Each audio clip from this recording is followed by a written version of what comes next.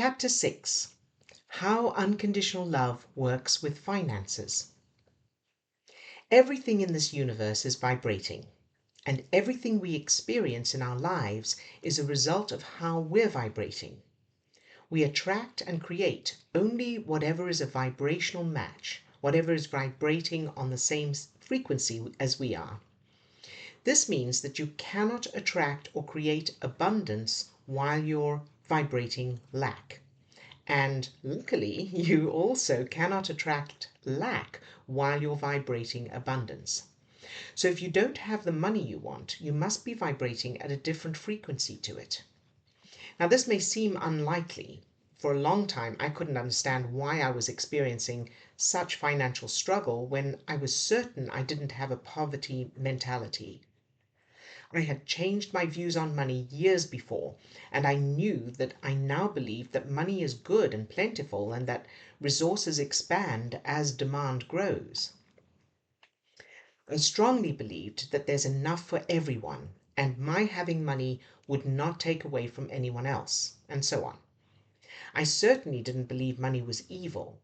I had examined my beliefs, and I was absolutely sure that I had not one negative belief about money. And yet I was still struggling to pay the bills. What more could I do? It was my sister who pointed out to me that I had low self-esteem. I laughed. I'm an actress and singer. How on earth could I have low self-esteem? I'd spent my life believing I had high self-esteem and confidence. My sister said, think about it.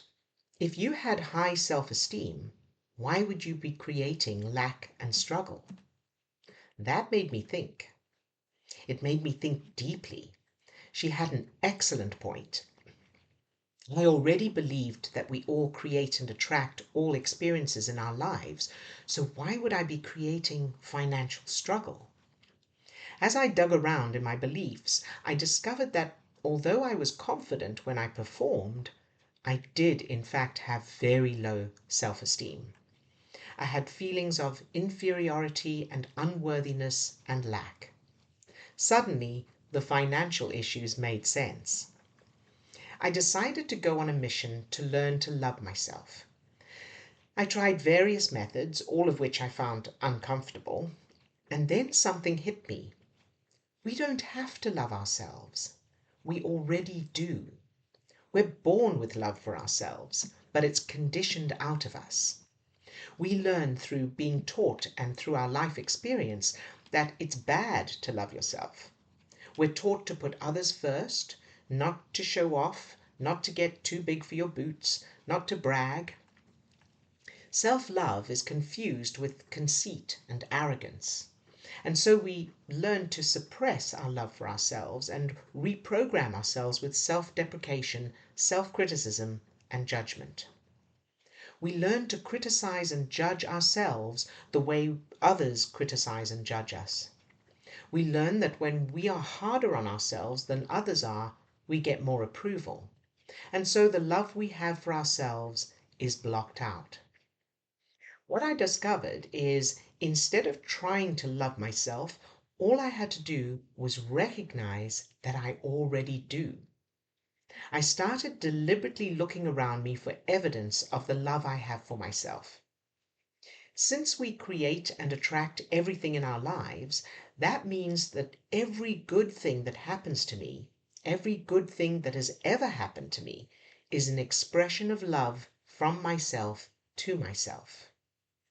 I started noticing it was sunny and saying, look how much I love myself. I would notice that the traffic light turned green as I approached the intersection and say, look how much I love myself. I would notice the smile from a stranger and say, look how much I love myself. Before I knew it, I was feeling intense, genuine, glorious, and most importantly, natural love for myself. Since that time, I have never been back to that financial struggle. The full explanation of this method of developing self-love is detailed in the books The Magic Pill and The Second Dose, as well as Beyond the Magic Pill. So, the first step to transforming your financial situation and all other areas of your life is to start recognizing and acknowledging the fact that you love yourself. And as you do, as you say to yourself with each one, look how much I love myself, you will feel the amazing energy of your power. And the more you do it, the stronger it will become. When you receive a bill that you cannot pay, it will be natural for you to be upset, feel anxious, maybe frustrated. But bearing in mind the frequency at which you're vibrating attracts more of the same, and bearing in mind how you feel is how you're vibrating, and also considering the experiments mentioned in an earlier chapter, which prove that how we feel directly affects the world around us, it would make more sense to find a way to not feel those negative feelings. By doing whatever it takes to find a way to feel good will mean you won't be attracting more reasons to feel upset, anxious, and frustrated, and maybe even more bills you can't pay. In fact, it would be ideal if you could immediately get out of that negative state and change it to a feeling of abundance and joy, so that you would be then attracting more reasons to feel abundance and joy. You would be attracting more abundance and fewer bills. If only there were a way to, if only there were a switch you could flick. Wait a minute, there is. Through developing your ability to use your superpower, you'll be able to look at a bill you cannot pay and conjure a feeling of unconditional love. This is the same frequency as abundance and joy. And as you switch in that moment from despair to unconditional love, you'll be matching up with abundance. And as you continue to use your power, you will begin to spend more time feeling good than you do feeling bad. And it's how you feel most of the time that determines what you're creating and attracting. A few months ago, I did a job for a company that I'd worked with once before. The last time I worked with them, which was 7 years ago, they were extremely slow to pay. I had to chase them for months before they finally paid me. So when they offered me a job again this year, I was initially hesitant to take it because of that previous experience with them. However, I chose to take the job and use the power of unconditional love on the situation instead of either turning it down or doing the job with apprehension regarding the payment. Before I accepted the job, I tuned into my power, filled myself with unconditional love, and then sent it to the company, everyone involved, and the job itself. In addition to that, during the job, I continued to keep myself topped up with unconditional love, as well as filling the company, the people, and the job with it. I kept the whole situation filled with love, regardless of whether they were slow to pay me or not. In fact, I loved them all, even if they never paid me. I also made sure I was in the state when I emailed the invoice to them after I'd completed the job. Even if they take months to pay me and I have to chase them, even if they never pay me, I love them anyway. The money was in my bank account by the next evening. The skill comes in mastering the following conundrum. Even though you're using this power to achieve the result you want, you need to let go of that idea in order to successfully use the power. In other words, the reason I was using the power of unconditional love in this situation was because I wanted to be paid promptly, of course. But while I was using the power, I made sure that I genuinely felt love for the situation and all involved, even if I never got paid. It sounds impossible at first, and it's something that took me a while to fully grasp and understand. But I can assure you that the more you practice the technique, the easier it gets. And although I can remember the contradiction from when I first started practicing using this power, it's no longer a contradiction for me. It is now perfectly acceptable and extremely easy to use this power in order to achieve a result while feeling genuine love for the alternative outcome. This is because the power is not an emotion, it's an energy. And with practice, you will develop the ability to separate that power, that energy, from your own emotions and thoughts. Here's another experience from my own life that demonstrates the power of unconditional love with money. I was invited to a convention in Vegas, USA. I lived in the United Kingdom. However, although attendance to the conference was free, I would have to pay for my own airfare and expenses. At that time, I had very little money and could see no way of getting enough to pay for such a trip.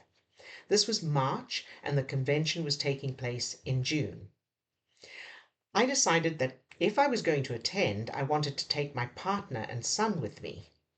Since it was a long way to go and I have family who live there who I hadn't seen for several years, I wanted to add a week's vacation to the 5-day convention, increasing the trip to 2 weeks. I decided all of this even though I could see no way of getting the money to pay for even just my airfare, never mind 3 return airfares and expenses for 2 weeks.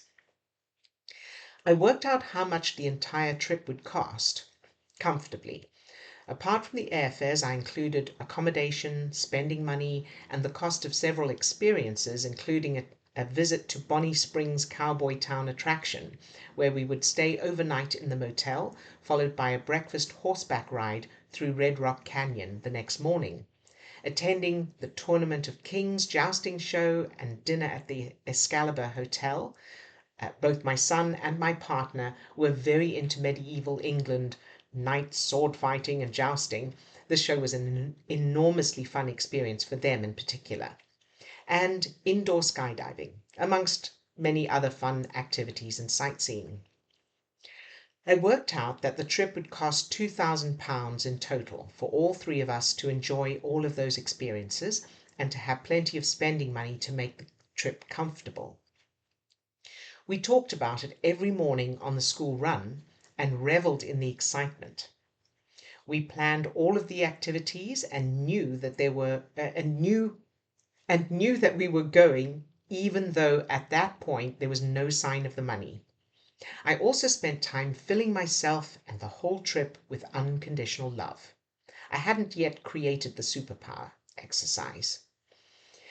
I imagined that we would never get the money in time and that we would not be able to go, and I filled that option with love as well. I loved it all anyway, even if we never went to Vegas. At the beginning of April, I received a call from a recording studio for which I'd auditioned the previous year. The audition had been for a voiceover job to play the narrator of the UK version of the animated television series Hello Kitty, and the recording had been scheduled for February. When I hadn't heard anything from them by the end of February, I knew I hadn't got the job. They generally only contact you if you get it, so if you don't hear anything, you know that you didn't get the job. The call I received in April was to tell me I had been chosen as the narrator, and the schedule had been delayed to April and May, which is why I hadn't heard before. There were 26 episodes to record, and it was paying £2,000.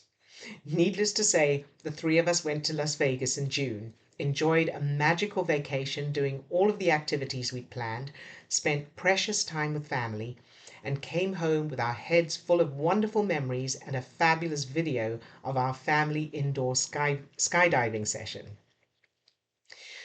The reason I'm sharing this particular experience with you is to illustrate how, even though you may not be able to see any possibility of reaching your desire right now, even though it seems impossible, there will be a way. Using unconditional love helps to release resistance and doubt, which in turn allows the circumstances and people into your experience that will lead you to your desire.